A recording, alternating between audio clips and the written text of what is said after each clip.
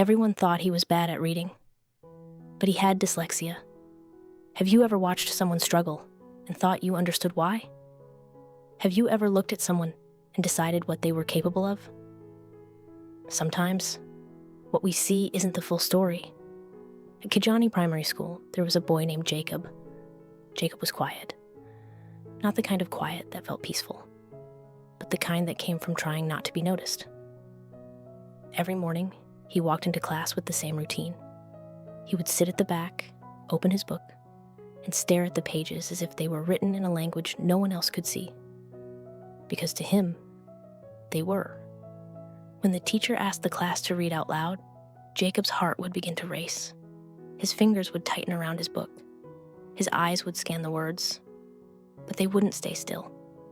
Letters flipped, words blurred, sentences broke apart before he could understand them. And then, Jacob, your turn. The classroom would go quiet. He would try. He really would. But the words came out slow, broken, sometimes wrong.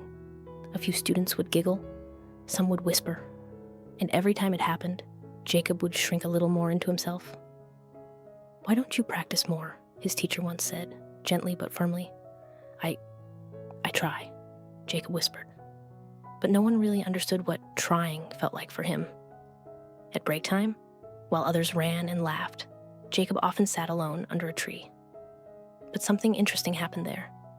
While other children avoided their books, Jacob opened his, not to read, but to draw. Inside his notebook were things no one expected. Buildings, detailed and precise. Machines, complex and imaginative. Entire worlds, designed from his mind. Lines turned into structures. Shapes turned into ideas. It was as if his mind could see things others couldn't. One afternoon, a new teacher arrived. Her name was Miss Amina. She had a way of noticing things others missed.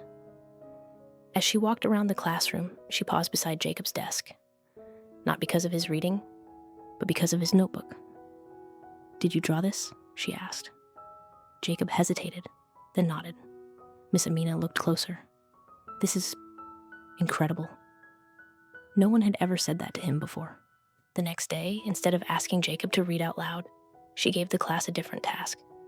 "Today," she said, "I want you to design something that could help people in your community."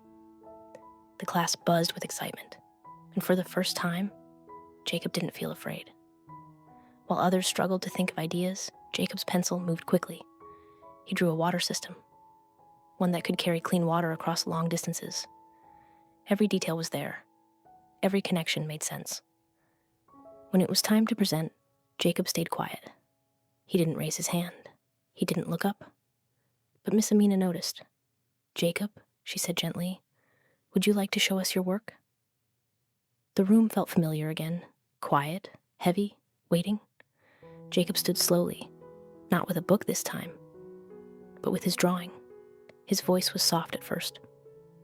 "This is a system that can bring water to villages." He paused, not because he didn't understand, but because he wasn't used to being heard. As he continued, something changed. The class leaned in. The whispers stopped. Even the students who used to laugh were now listening. When he finished, the room was silent. And then someone clapped, then another, and another, until the whole class was applauding. For the first time, Jacob didn't feel small. Miss Amina smiled. "You see," she said to the class, "being different doesn't mean being less." She looked at Jacob. "Sometimes it means seeing the world in a way others can't." From that day on, things didn't magically become easy. Reading was still hard. Words still moved. Pages still felt heavy. But something had changed. Jacob no longer believed he was bad. He just understood that his mind worked differently. And that difference, it wasn't a weakness. It was a strength. So the next time you see someone struggling, don't be too quick to decide who they are. Because sometimes, the ones who see differently are the ones who will change the world. Different minds don't need fixing. They need understanding. This is Ozzy's Moonlight Tale. this story stayed with you, don't let the light end here. Subscribe for more moonlit stories. Sleep gently and dream kindly.